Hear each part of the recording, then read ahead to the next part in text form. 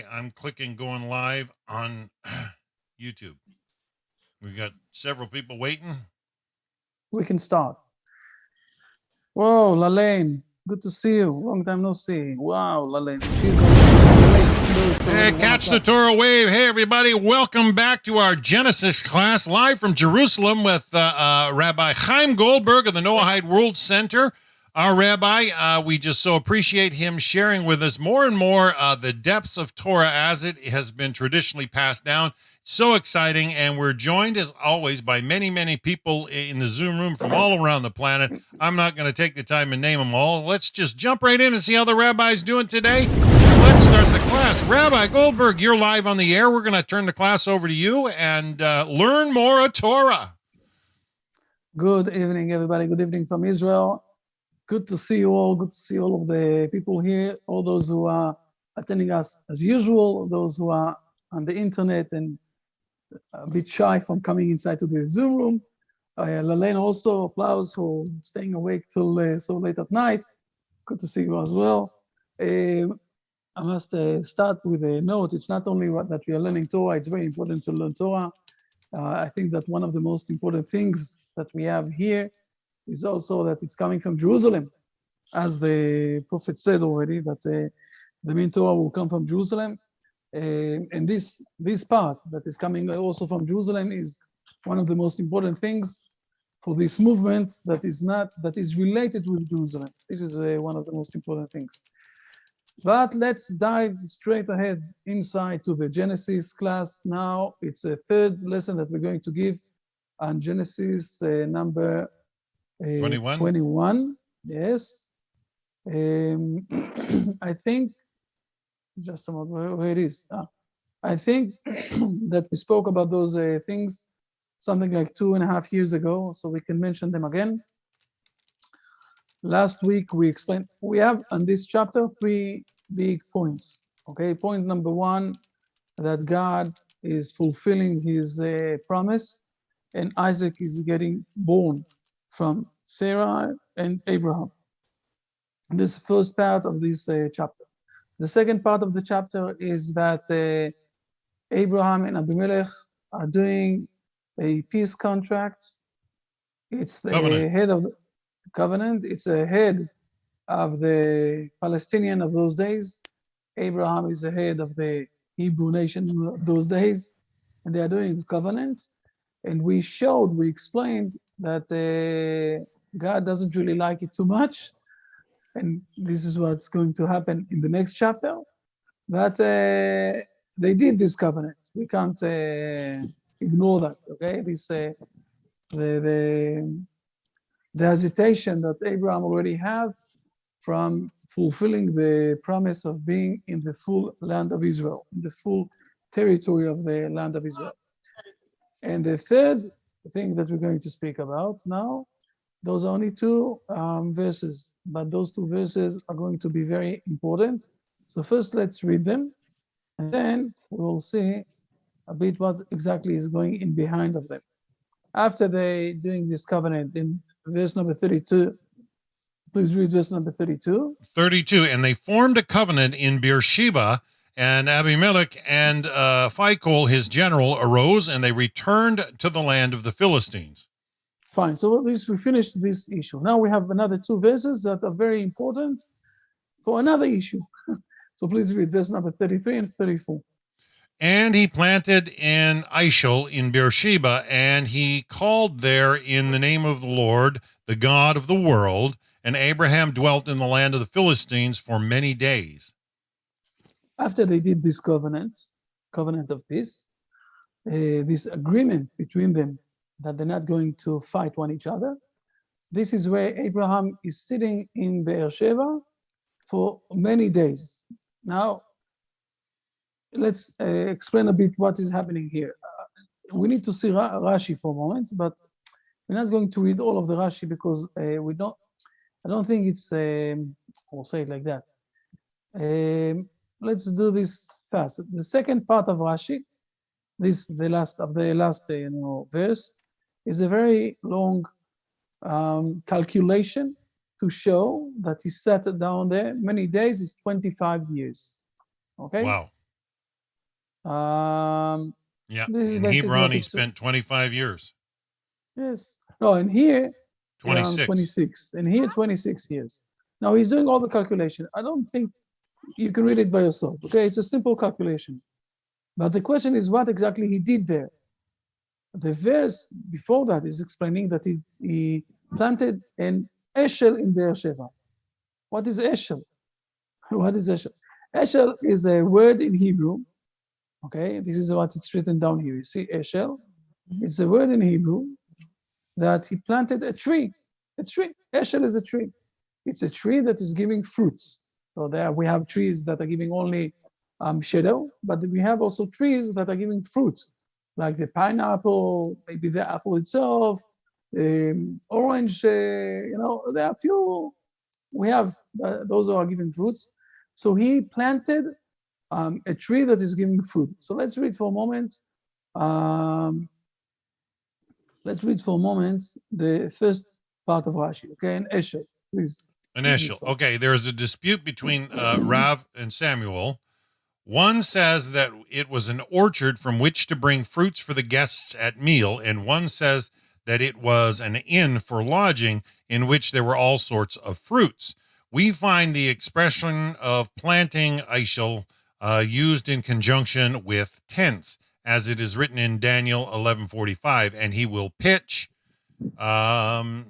his palatial tents from Sota 10a. Okay, so we have here basically two explanations that are more or less similar, and we need to understand the differences between them. One is explaining that he planted a tree, the other one is saying, no, he organized tents that people will be able to live there and everything else. Let's read the second part of Rashi. And we also have some sort of a relationship, connection between this Esher and between that Abraham called there in the name of God, okay, the God of the world.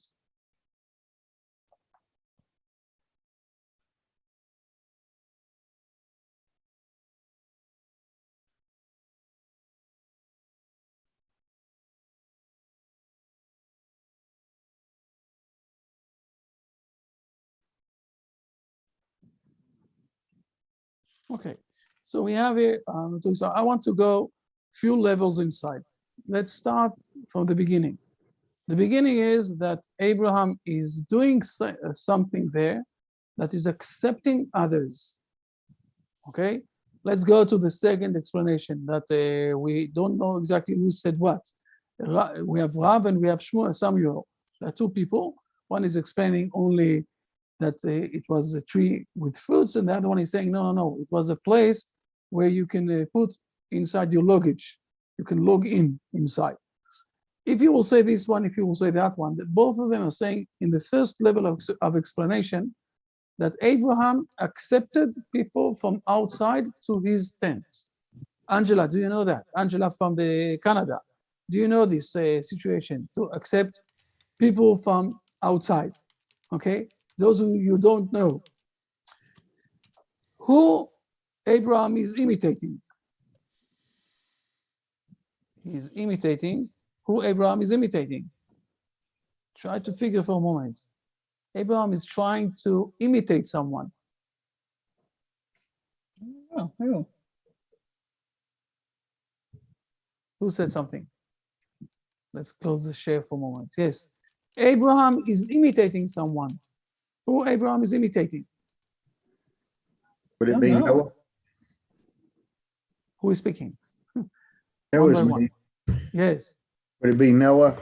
He brought into his ark those he didn't know, sent by Hashem. Who is imitating again? Noah. Noah is imitating? I never saw that Noah brought anyone to his place. Well, he brought into the ark, is what I was. He brought to the ark. God told him, bring Right, to the right. ark. It's not the same thing. Okay, Noah didn't brought any human being to the ark. right. Other than his family. Sorry? Of course, his family. God also told him to bring his family. It's the same thing. Go to chapter 6 and you will see, chapter 7 basically, and you will see God is telling Noah, go inside to the ark, you, your family, their wives and your wife, And then also all the animals. Fair enough, but this is something that God told him to do. And he didn't really brought anyone from outside of his family. Who is not bringing his family to eat together with him? Everybody is doing that. Abraham here brought people from outside. He never knew them. Nothing. It's very simple. Abraham is imitating God. Okay? Think about this moment. What I'm saying now, it's something that all the philosophers are speaking about it, and because of that, they disagree, or most of them disagree that there is God in this world. If you say that God the Almighty is everything, and you have no defaults, you have no wrong things, anything else, so he is everywhere, okay? Therefore, we don't have place to human being to be here. Now, the Hebrew nation is explaining that God, the first step that God did, he withdrew himself backwards and gave space to us to be here. On the same level, this is the first, simplest level of this story. Abraham is imitating God. This is what we call the true or the full mercy of bringing others to my place. There are two levels, okay? When you go to the Babylon Talmud that is directing us how to behave, and we did the same thing in the Brit Shalom book, okay, the book of how to daily life of every Noahide. So the first part of the relationship that is explaining the relationship between man and his fellow man is how not to harm anybody else. Don't do anything that will harm anybody else. But this is very simple. This is the not to do things. The second part is how to bring him to your place, giving more than what you have, accepting inside, just like God accepted us inside his world, inside his, I will say, environment, his area. Okay, so we have here the first step, the first minimum step that we're speaking about in this story is that Abraham is accepting others inside to his world. We saw that already in chapter 18, that he saw suddenly 3 people coming from out there, and he said to them, come inside to my place, I will give you to eat, I will give you everything. And for 26 years, we know that this is what Abraham is doing. He's doing this thing of accepting others. Now you will manage to realize, I don't know who of you ever saw or went to a hike where you met people from the Muslim world, okay? There is a very important say there. We in the same neighborhood here in Israel, okay? But when you go to someone and he is inviting you to his home, you are protected there. You will get food, you will get where to sleep, you will get everything. Nobody will be able to touch you because they are protecting. This is one of the things that they took from Abraham. Abraham is inviting to his place. It's not easy to invite to your home people that you don't know. Abraham is doing this day after day, all the time. But we are learning another level of this thing. And the next level is this weird story, okay? That I want to acknowledge this story also. And the story is that Abraham, I'm going to expand the story, okay? That what Dan read in the second part. I'm going to expand a bit this story and to explain it a bit more. First of all, the full Midrash is saying something a bit more surprising. It says that Abraham was bringing people to his tent. He was in the desert. Beersheba is in the desert. People went there and they were in the desert, and suddenly they saw a place where they can log in, sleep, and get even food. Fair enough. So they did it, and they got food. And at the end of the food, that they asked Abraham how much it will cost us and everything else. And after they had the food, Abraham told them, you need to pray and to say thank you to God who created this world. So they told him, we don't know this God, and we don't recognize him, and we don't believe in him, and we don't want to pray to him. And at this point of time, Abraham said to them, okay, so I will give you the bill. You need to pay for the food. And he gave a very high amount of, he demanded a high amount of money. So people got very afraid. He said, we don't have so much money. He told them, but You're in the middle of the desert, you got food, you got everything. So it's costing a lot. You need to pay for this, pay for this as you need to pay. Like you find the very important thing inside the desert. So they said to him, but you told us that if we will pray to God, it will be for free. So Abraham said to them, okay, fine. So pray to God and you don't need to pay me. Now, this is the full midrash, okay, that Rashi is quoting here. And I have a very simple question. Did you ever saw in your life that people are trying to convince others to believe in God through the food? Have you ever thought or saw in your life that if you will buy a cheeseburger or a hamburger, whatever it is, okay, or you will buy Coca-Cola, I don't know what, and instead of paying, you need to just to say, okay, I believe in God, thank you very much, God, and then you will get it. Do you think that anyone can do something like that? Yes, I did. Where?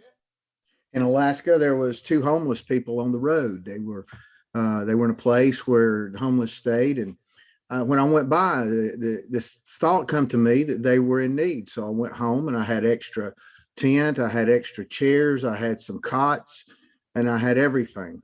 And so I loaded my truck up with the things that they might need, and I went back. I called them to the side of the road, and I took $100 with me. And I asked them over, and I taught them about God, the Creator, not Jesus, about God, the Creator. And if they ask for what they need, He would give them. And I said, y'all are homeless. I said, what do you need? We need a place to sleep. So I drug the tent out of the truck and I threw it on the ground. But I made them ask God for it. Then I had them to ask for what else they needed. And everything that they would ask for, I would drag out of the truck and throw onto the ground. Right? And that's the way that I told them. I said, you have to pray to the Creator and He will give you your needs. You have to believe. And I taught them that way. And I asked them if they done drugs. And the lady was a meth addict. So I told her, I said, well, I can't give you money because it would harm you. And he said he didn't do it. And I made him promise that he didn't do it. And I gave him half the money and made him promise that they would use it for food and sustenance.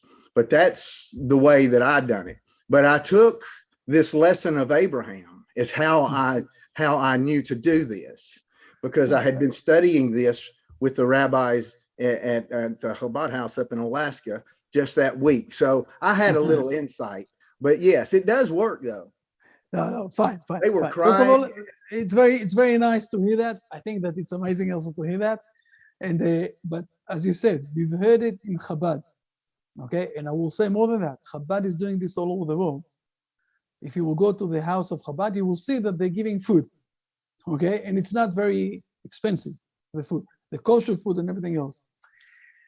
I agree with you, but they learned it from Abraham. I want to say that there is something here much more profound in this situation. Now, I need to explain this for a moment, because this story is being told to the kids in the kindergarten in Israel, okay, or along history. Okay, I think my father also in the United States, and my grandfather in Vilnius, somewhere it was taught. But then you grow up a bit, and you're starting to realize what is happening in this world, and you're saying to yourself, it's a child's story, children's story. It's not a real story.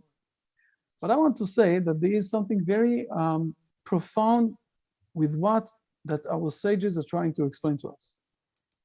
And I will explain this like that. I don't know if you ever thought for yourself, all of you, why do we need to eat twice or 3 times a day?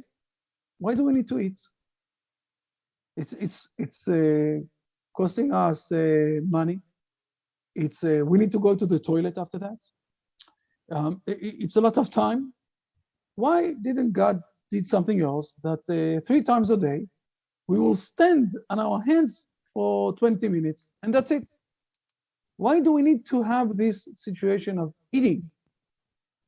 From where it's coming? And now I'm going to teach you one of the most important points that it's related to the, it's called in the professional side, okay, it's called walk the talk, okay?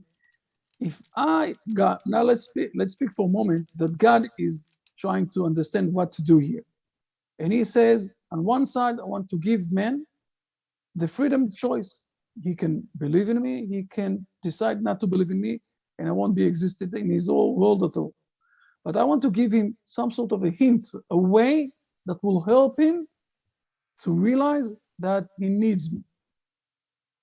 So what God is doing, to stay alive, we need to eat.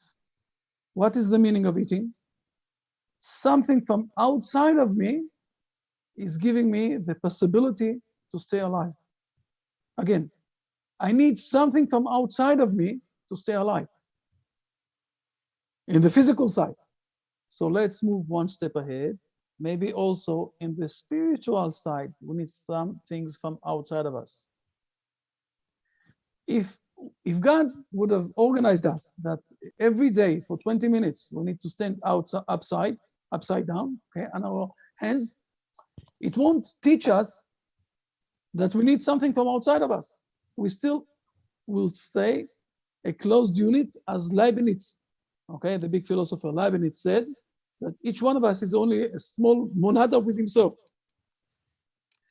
But God wanted to teach us that we need the relationship, the connection from outside to stay alive. We are, if you will see, okay, in the world, how much the diets and the way how to eat is working, functioning in this world. It's the people that are in charge of the money of the world, okay, they're saying that it's almost 1/7 of the world is around the food. Yes, with us, 1 point, done.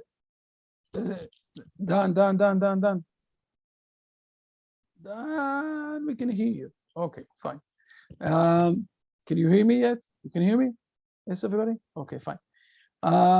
So God is trying to teach us. Now, look what Abraham is doing. Abraham is doing something, I think, brilliant. Today we say this, walk the talk. Don't just say things, but do them in the experience side.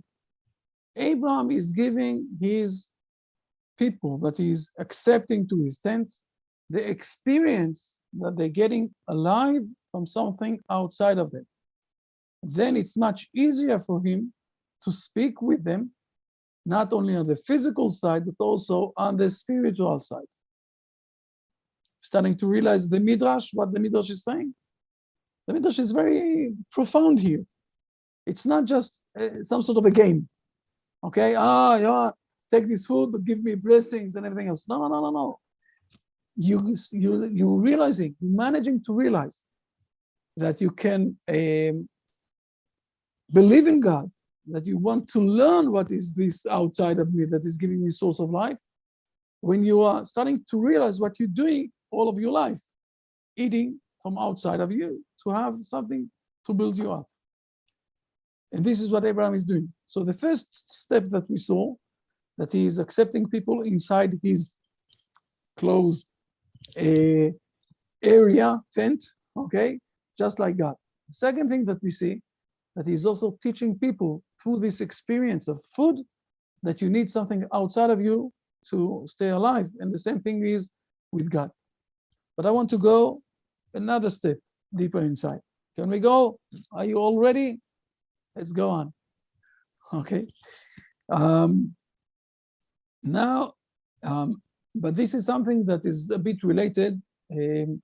Usually I'm not going to this level in our classes, but once I'm going to allow myself. There's a reason why I'm celebrating tonight. In a moment you will know that. There's a what I'm going to explain now is something that is related with what we call the Kabbalah. Okay, we all know about the Kabbalah and everything else, but I want to explain something from the Kabbalah. One of the most important things of the hidden side of the oral Bible that we got along history is that everything is united. Everything have connection one with each other. When I'm saying this, I'm speaking about all the things that are related with the side of the rocks and the stones, the things that are not alive, but staying here for a very long time, from the beginning that we were here in the history till the end of the history. Also, it speaks about there is a connection with the trees and everything that is growing up, but standing in one place. And we have also connection with the animals, everything that is growing up, but it's also moving. And the human being and all of the universe, everything have relations and connections one with each other. And the question is, or the main part of the quiz that we have here, the most important part that we are looking for, is that everything want to have back a relationship with God.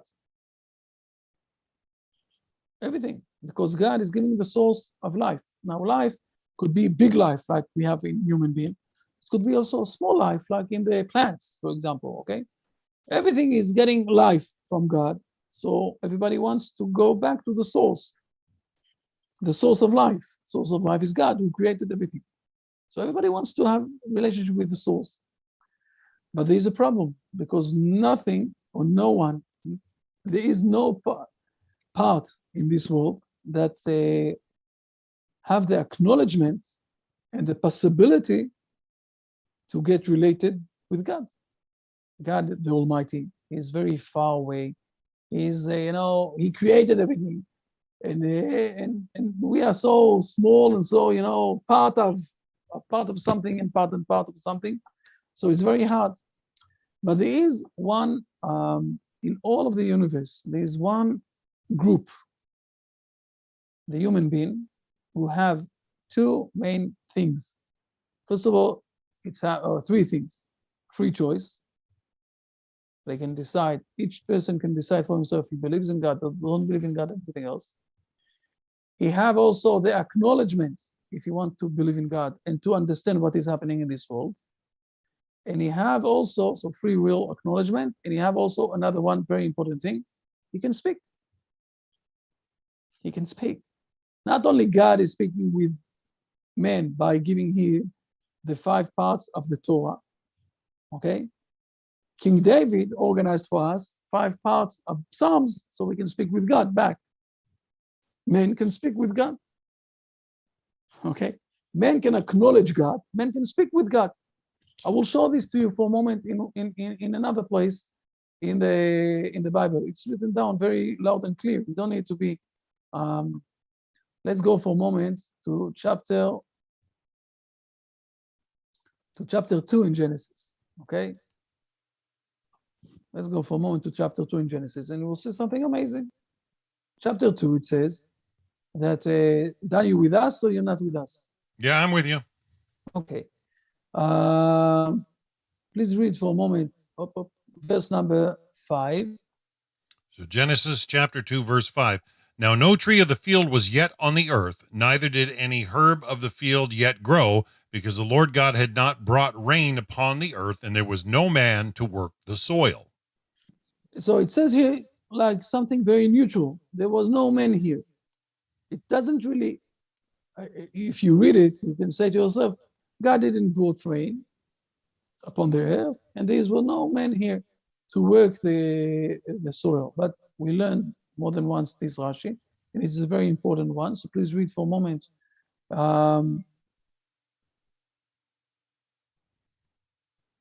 Please read for a moment. Because, not caused to rain. Because not caused it to rain, because there was no man to work the soil, and no one recognized the benefit of rain. But when man came and understood that they were essential to the world, he prayed for them, and they fell, and the trees and the herbs sprouted.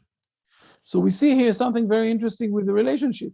Suddenly, at the beginning, God didn't brought rain because there was no man here. And when you're saying there was no man here to work, and also no one recognized the benefit of the rain. If no one is recognizing irrigation. Last week we spoke about the understanding of what is rain is. Rain in Hebrew is taking something from the spiritual side and bringing Yes. it to When the you shared about the material wells, side. yes. We spoke about this. Now, if no one understand or recognize the spiritual that is becoming material here in our world, and no one is giving the prayer to God to bring us the rain, God won't bring the rain. The only one who can do that is man. He have recognition, he have free will, he is deciding to say thank you for God for bringing those things, and he can speak with God. Now the question is, does man is speaking only on behalf of himself, or maybe man is a messenger for the whole creation? If man doesn't have any things from outside of him that is coming to become part of him, so he is only speaking for himself. But when man is taking things from outside of him and putting it inside his body, and it's becoming part of his body. Now listen for a moment what is happening. He's taking a potato, he's doing it the chips, he's eating it. Part of the chips is staying by his body as part of his body. And the chips, the potato, became part of the human being that he can pray in front of God, the potato. Because I'm part of a potato and I'm also part of a carrot, or the carrot became part of the human being, okay? And also the animals that people are eating, those things becoming human being, and they are managing to pray in front of God. Now we're starting to realize why Abraham took the food as the main part, that with this he's trying to teach us the relationship with God. Now, if you look inside ourselves, okay, we have something that is, in the Hebrew, is going very clearly, okay? I will show this for you. We have parts that are just like the stones, the teeth that we have inside, the nails that we have. We have parts that are like the trees. In the Hebrew, it's the same word, okay? A tree and the bones, it's the same word. It's the same word. It's growing up very slowly and it's holding us, it's the structure of the body, the bones that we have in the legs, in the limbs, in the hands, whatever it is.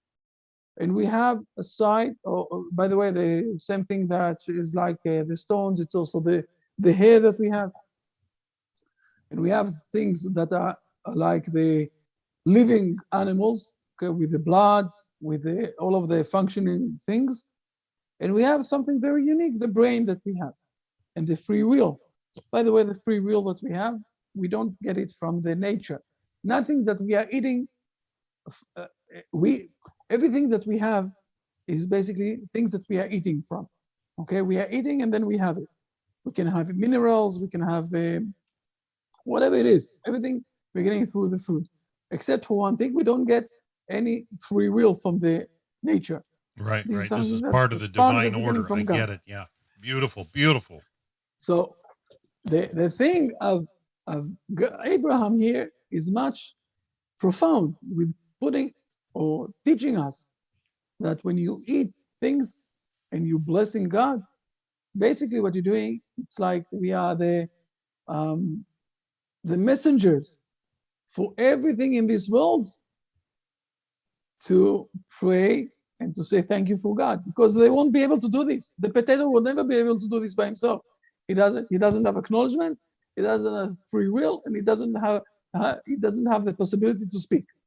Only if he will become part of a human being, he will be able to do that. So he's saying to us, thank you when we're eating him. And then we're saying thank you for God, and he is part of this. Now we also understand why the chicken, when you're slaughtering the chicken, he is crying, he's saying, "Wak, wak, wak, wak, wak, wak." When he's slaughtering the potato, you're putting the potato as chips, he's not crying. Because the potato, whatever will eat him, is going up one level, at least, or maybe even two. But the chicken, if the one that will eat him is someone that is not righteous, so the chicken is just staying on the same level, from moving from from one place to another place. So they are crying before they're getting slaughtered. But basically, this is what we have learning from Abraham. So we saw here three things. We saw here, and this is why also the Bible it's so important for the Bible to teach us that this is what Abraham did. Okay, even though it's a very small verse, now we're starting to realize how much the Order. it is. It's yes. It's also very it's very deep, very profound. What is written down in the Bible? We have levels and levels inside. Okay, and the first thing that we said is just Abraham did the place, place in Beersheba and bought some sort of an angel, something like that. We have also a very important point in the explanations that we have in the Babylon Talmud, what we saw here, Rav and Samuel. It's not that they are saying, no, he did this one, no, he did the other one. Together, they're explaining what exactly he did there. He planted an eshel. An eshel in Hebrew, the word eshel is contained with three words, okay? Achila, shtiya, lina. Eating, drinking, and sleeping.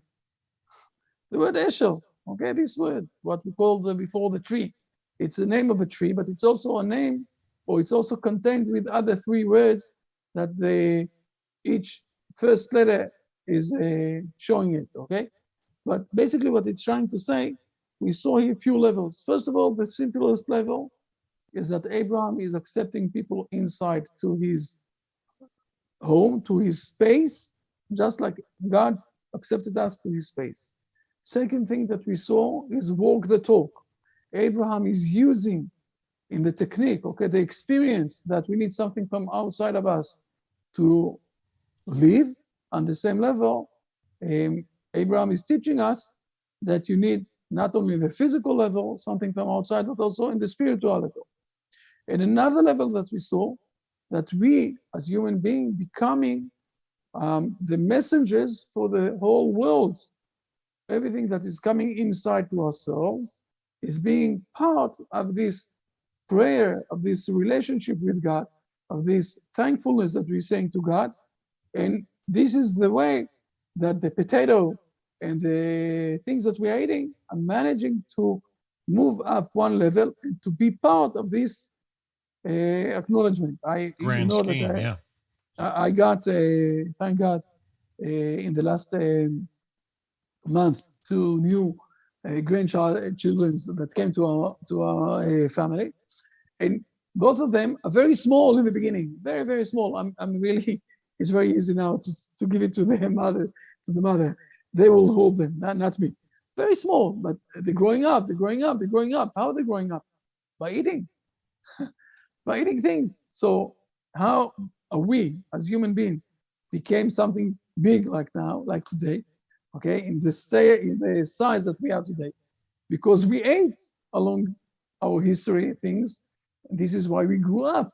So everything that we ate became something, a part of us, and it's also a part of what is praying with God, to God, and we are managing to reunite together the world as one place and to be the messengers, how do you say it in English, to be the people that are leading priests all over the world, the priests for all over the world. Be careful with this word. To be the priest for all over the world in front of God. And all of this we are learning from Abraham. All of this we are learning from Abraham. And Abraham is coming to a step before the biggest test of his, okay? And that we'll speak about this next week. This is the main things that I wanted to speak tonight. I know that it's a bit short. I have a very important message for next week, and then I have time here that we can ask things, we can discuss things, whatever it is. We have another 15, 20 minutes for that.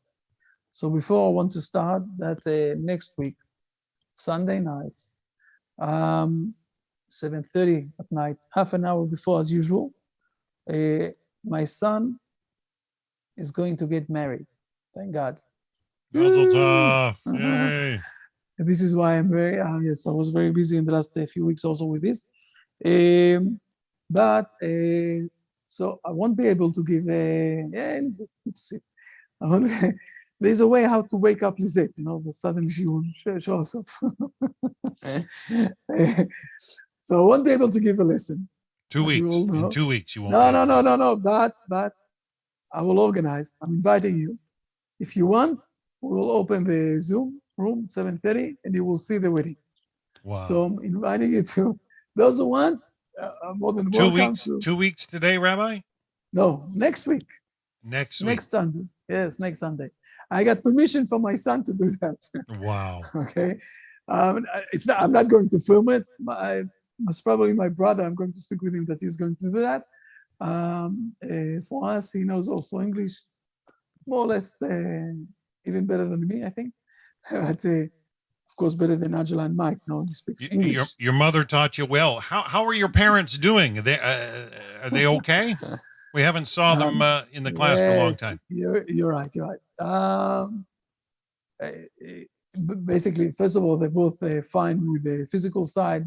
They both passed the corona and everything a year ago. Unfortunately, my mother is losing her memory, as we all know. But you will see them next week. Hopefully, you will see them in far.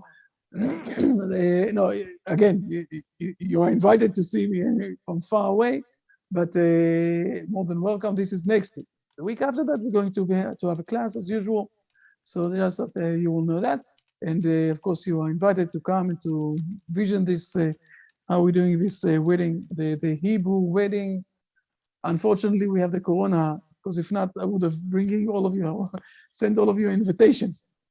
So, Rabbi, are you going to have a different Zoom link? No, the same Zoom link. We'll open the same so the Zoom Genesis class Zoom link will have access next week, a half hour before this class starts. Exactly. So half an hour before. That will be 9:30 Pacific or 12:30 p.m. Eastern. So you want to mark that on your calendar, folks, if you want to see a Hebrew wedding in Jerusalem live. Yes. Might be exciting.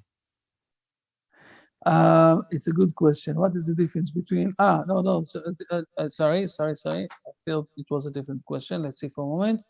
Now, Rabbi, there was a Noahide that put a question onto the Facebook chat room looking for a rabbi in Honolulu, Hawaii, who might be able to do a chuppah ceremony. And I believe it was a lady, and I believe she's engaged to a gentleman named Stephen in Australia, who may have been in some of our classes. So, this is a couple. Whoa. Yeah. Her name is Brea, and I left the chat. I didn't mark it as addressed because she was looking for somebody that might be able to handle the ceremony. But I think Rabbi Aaron Poston from Yiboneh might do it via a Zoom meeting for them. So they're working on that. On a Zoom, look, on a Zoom meeting, we can do something. Yeah, but they're having their wedding in Honolulu, a Noahide wedding. That's exciting, and I think I'll try and see if I can get that up on the channel when that happens. It might just be an experience for inspiration for many Noahides around the planet. So first of all, fine, and I did by myself. Rabbi Sherki also did that. I did. We did already what we call a wedding and chuppot for non-Jewish, for Noahide people. Yeah, you went to Lithuania and did one. Yes. Once I did in Lithuania, and we had also in Jerusalem, and we had also in France. We had in a few places in the world, and there is also a way how to do the wedding for a Noahide, and it's very important. And in Honolulu, the only rabbi that I know that have some sort of a relation with Honolulu is Rabbi the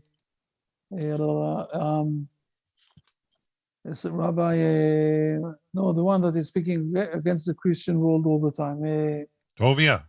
Rabbi Tovia Singer. I know that he was living in Honolulu for a few years, so I don't know. Maybe he knows somebody. I don't know anybody there, but.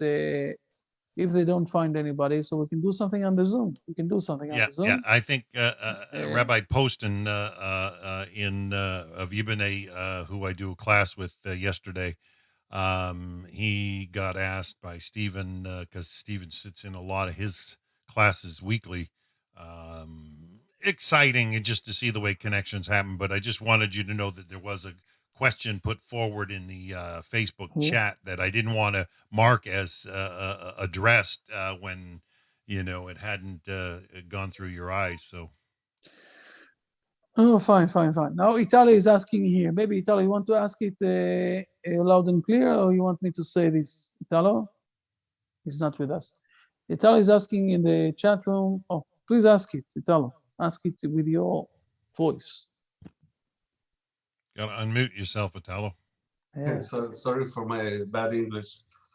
I was asking about the difference between a non-Jew eating and a Jew eating in relation to the divine sparks, because I've heard a lot about the divine sparks when a Jewish person makes the prayer before eating bread. So what's the difference? What's going on there? There is a difference between the Christian world and the Jewish world, but there isn't any difference between Hebrew eating or non-Hebrew person eating. It's a question of in the Christian world, okay, everything is ours, and if you're blessing it, it's becoming holy. The Hebrew is just the opposite way around. Everything is God's. It's related to God. It's owned by God. If you bless before you eat, you're getting permission from God to use it for yourself, okay, and to bring it inside your body, that it will become part of your body, as we spoke before. Because you have also the prayer book of the Hebrew nation, okay, the Brit Olam book. You will see there all the prayers that you can pray before the food, and the prayer that you can say after food, blessing God and saying thank you for God for eating everything. By the way, we have last week we published it, and you can send it also to your friends, the link and things like that. Two things that we did. First of all, we have everything as an ebook on this device.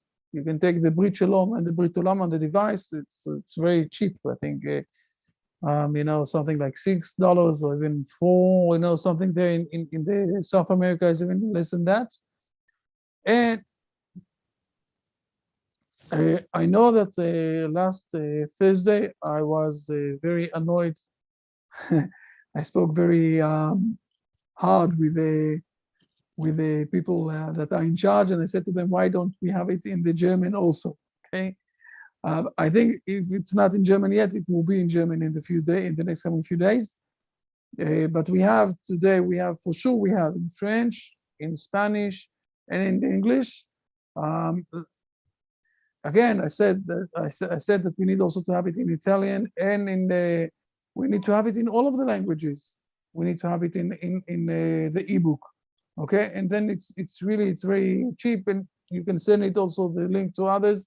And more than that, the most important thing is that if you taking this ebook, then you're getting a link for buying the books themselves, okay, in a very reduced price. Something that we're not looking for earning money from this, okay? We're looking more to spread it over. So those who have the ebook is getting straight ahead also an email how to get those books in a very reduced price. You can also buy it to your friends or send the links to your friends or something like that. And to start to spread it over, I can tell you in behind the scenes, but don't tell this on the internet to anybody. But we know about more and more priests, more and more people that are in the Christian world that are buying those books. But don't really? hesitate. That's exciting. Don't hesitate. Spread this word outside. Show those links. Give the people the links and tell them, look, it's not even costing a money. Take it as an ebook and learn it a bit. So, and we know, yes, and lately we hearing more and more people from the Christian world that are asking more questions, asking themselves more things, and starting to read those books. Oh yeah, they're opening think their that eyes this for is sure. exactly. I think that this is a very good news for that. Rabbi, can I give- want to give a shout out to Lisette, who's with us. I haven't seen her in a couple of weeks. I know she had COVID. Lisette, how you feeling? Oh, you're on mute. You got Okay. our friend Hi. Lisette down in Dominican Republic. I'm great. I'm doing great. Thank God. You're all good. You're healthy. Yes. Well, No problem at all. we missed your smile last week, and so we're glad to have you back. Thank you. Thank you so much. Excellent. Very blessings. Everybody's quiet with the questions now. I put out in the chat room and YouTube if anybody's got any questions. How about on Facebook? We can also ask other things, other issues. It's a good time. By the way, in the on the chat room, and maybe Dan, you can also take this and paste it on on the Facebook or whatever it is on the YouTube. The link where you can download all the ebooks, and soon it will be also in German. It will Sure. be all the languages that we have. We have 12 languages. We have also in Chinese. If someone wants to buy it in Chinese, we can also organize for him. Or other languages like that. Okay. Mike wants it in Chinese. I see it. Yes, sir. Rabbi, for next week, for the glorious wedding of your son, should we bring some cake or something to drink to celebrate with you? Only a kosher one.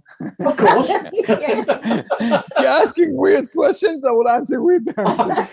I'm not bringing a bacon sandwich. No. Come with a glass of wine and cheer up. 70 years for the queen, and my son is getting married. By the way, if we are already speaking about him, we gave birth. My wife gave birth for this specific son on the same day that Diana died, and everybody told us, call this son Diana. And we said, but he's a boy. They said to us, never mind, she died today, call her Diana. So it's interesting that it's getting connected. Wow. I remember it well, yes. Right, okay, I will bring along a nice glass of wine then. Thank you very much. Bring all of you, yes. There's a moment that we're all raising the glass of wine. Everything will be fine. Yes, and I'm blessing all of the single people here in this room to find their match as soon as possible and to, to grow up. Does that include me as well? I think that at this point of time, close the microphone, and Angela, this is the time that you can kick him back. Fair enough. You can ask other things. I think that everybody's very shy today. Everything's fine. I have a question about. Oh, hey. You're welcome. I don't know what happened to Travis that today is quiet, but it's okay. Yes, Italo. But before I ask my question, I just wanted to make sure I understood the answer you gave me before. You said that there is no difference between a Jew and a non-Jew, like a Noahide eating. There's no difference. That was the answer, right? I don't know that there's any difference. No, I don't know. Okay. I never. Okay, I know that in the spiritual level. Listen, good. Not only you, everybody. In the spiritual level, we have a very important midrash that is related to Eliyahu, the prophet Eliyahu. How do you say it in English? Eliyahu. How do you say it in English exactly? Okay, the one of the biggest prophet that we had, that he says like that. Elijah. He says like that. He says, never mind if you are a Jewish person or a non-Jewish person, a slave, or in the Hebrew tradition, a slave of the Canaanites is obligated, if he is under the Jewish person, he is obligated to do the mitzvot like a woman. Okay, so it doesn't matter if you're a slave, if you're not a slave, if you're a woman, if you are a male, it doesn't matter your gender, doesn't matter your age. It all depends on your behavior, and as much as you will be with more spiritual behavior in the right way with God, the right actions, what we speak in the Brit Shalom and everything else, and with the right attention with your mind, you will be able to become a prophet. Okay, so first of all, there isn't really, I will say, in front of God, we are all the creatures of God, and if you do and you behave in the right way, you will be blessed by God. Oh man, Okay. that's beautiful. Aisha was one that didn't die. Was the one that got picked Exactly. up. He didn't die, right? Elijah till today is popping up in all sorts of places and speaking with the special sages in Israel, in the world, in Israel, basically today. Yes. My question was because I was reading. We were reading about the Jete, the judge Jete.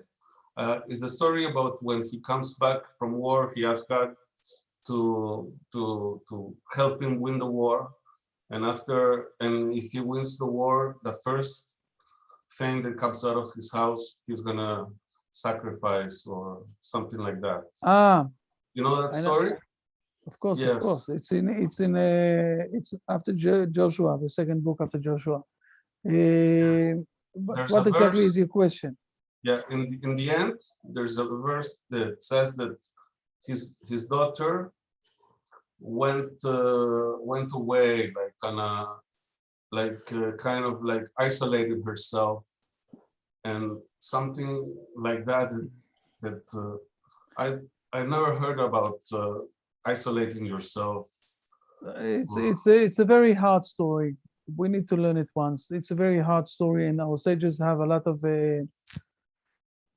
lot of criticism against the sages in his generation, and it's a very complicated story. What happened there?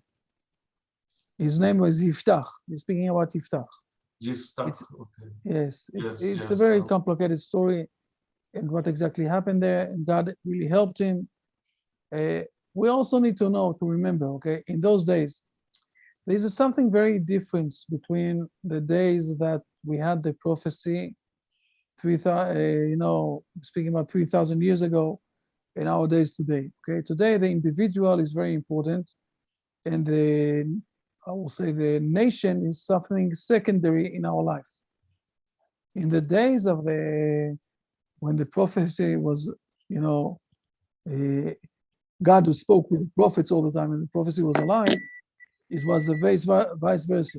Okay, the most important thing was the nationality, and the person, the private person, was secondary in his life. If you wanted to punish someone, and if you look in the Bible, the biggest punishment that you can get is that you won't have kids that will continue on. Okay, but as a person to die for the nation, it was very important thing. Honor. Today we sitting in a situation where every person is very important. It's much important than the nationality that he is inside. The nationality is secondary for him. So we don't really understand everything that in those days. This is one of the most important lessons that I'm giving in the beginning.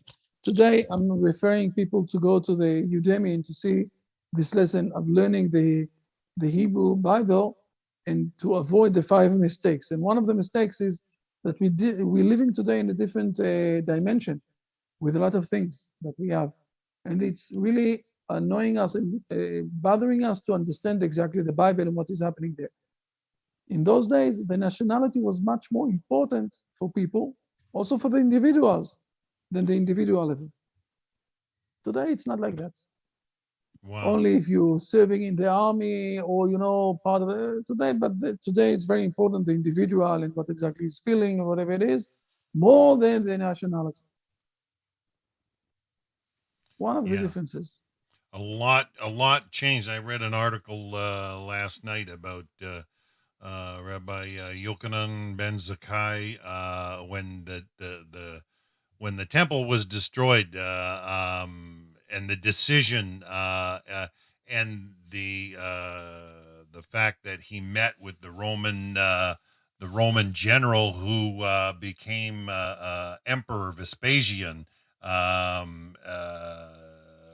The rabbi had noted a prophecy that the temple would be destroyed by a king, and so he addressed Vespasian as a general And when Vespasian went back to mull over what the rabbi had said just prior to the destruction of the temple, he had got the word that Rome had just promoted him to being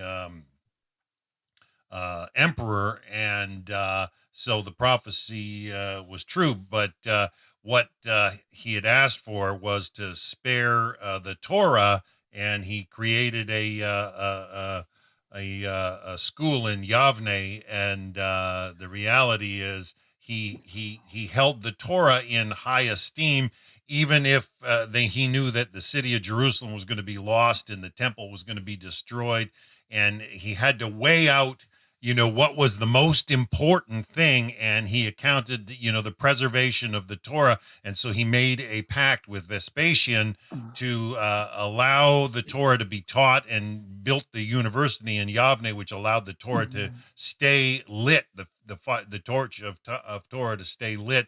And it was argued a lot by a lot of people at that time, apparently, because they were used to things being a certain way in the structure. And a lot of the rabbis didn't agree with him on his position. And a lot of young people just wanted to fight to death, and they ended up dying in doing so. And that's where it led to the You're story right. of Masada and stuff like that. You're 100% right. This was the point, the turning point of the. Now listen good. It's related to the question that you asked, Italo. Okay, this was a turning point from being, I will say, a Jewish nation, and to bring the Jewish nation to something that is more related to religion. Now, what is the difference between religion and the Jewish nation? The religion is the individual trying to get connected with God.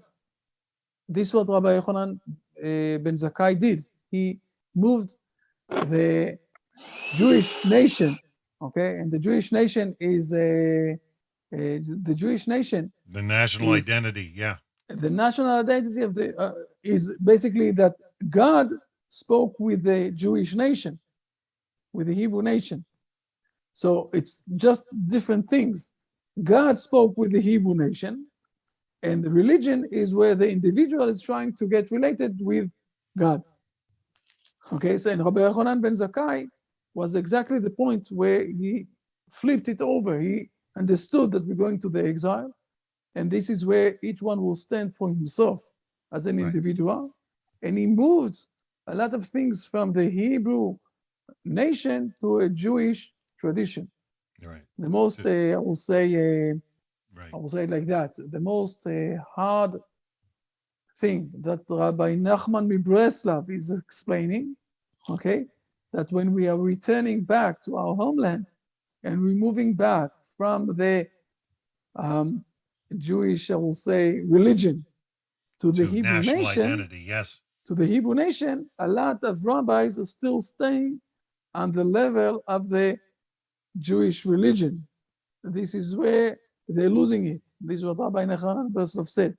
And this is what I said in the beginning. It's nice to learn Torah. I'm really, it's very It's a joy, yeah. It's a joy also for me to sit down with a class of people and everything else, knowledgeable people, and we're doing a lot of things. It's very good. But don't forget, we're speaking here about another level, okay? And the other level is not only learning the Torah, but understanding that this Torah is coming from the Jewish nation, from Jerusalem.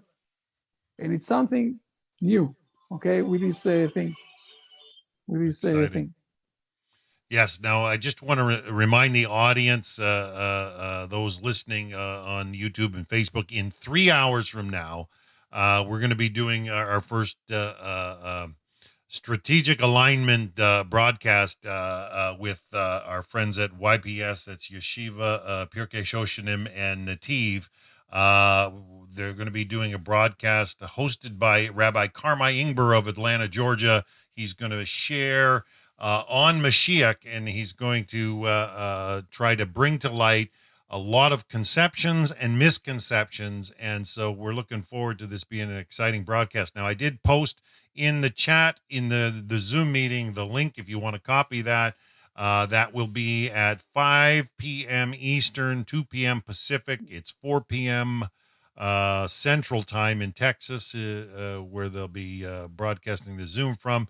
So if you're listening on YouTube, you may want to check back with us in a few hours. We'll be doing that. So that's always exciting. It's glad to see we always get something good going on, and we hope you'll join in. I must add to that, to a very important point. Okay, Rabbi Carmi Ingberg is one of our great allies, a very close part of the Noahide World Center. He also, first of all, he's a knowledgeable rabbi, and he's a very important rabbi in the United States, and he did a very important role there for a very long time. And more than that, he's part of the Noahide World Center rabbis, and he also gave acknowledgement on the Brit Shalom book. So those who have the Brit Shalom book printed, you will see inside also Rabbi Carmi Ingberg. He gave lessons in the Noahide World Center already. Yes, we've done several years in the ago, past. and we are very happy to restore this back and to give him lessons that he can give here also again. And if you won't be able to be in a live Zoom, but it will be also on the platform of the YouTube and we Facebook, have, so you'll social be media. able to see it. Yes, on the social media. And I'm really happy that it came to alive. We spoke about this already 3 months ago. We started to discuss that he will give those lessons. He is a great rabbi, and there are few rabbis that are speaking on our platform. Okay, not all of them are 100% agree with everything that we are doing, but it's okay. We don't care. It's important that to bring the knowledge of the Hebrew nation to the world. This is why we're doing it. But Rabbi Carmi Ingberg is one of the inside of us. Okay, so that you will know that also. Excellent. Thank you very much. All right. So next week we do not have a Genesis class, but half hour before, which is 12:30 p.m. Eastern, 9:30 a.m. Pacific. The same Zoom link. Rabbi Goldberg's going to run the Zoom for his son's wedding, so you can see a Jerusalem Jewish wedding. And Hashem willing, I'll be able to broadcast it clearly over the social media channels, and Hashem willing. And I'm sorry about the phone call I got. That was my supervisor. Okay. And of course, I worked all night last night and for the last few nights, and I have to work again all night tonight. And he called and asked if I wanted to work another shift, double shift from 3 to 11. I got to sleep sometime, right? So it's like, I'm only human. But Hashem is good. He does provide, and I'm so grateful and thankful that he does, and I hope it opens up opportunities. That's Rabbi Ingberg calling me. So okay. See you all, everybody. Thank you very much. Have a great week. See you next week. Shalom, Rabbi. I'm good. We just finished our Genesis class. Yes, and we just made a big announcement to everybody there. We provided the link to all our people in the Zoom. If they want to come into that Zoom, Dennis Humphreys was there, so he said it was okay to share the Zoom.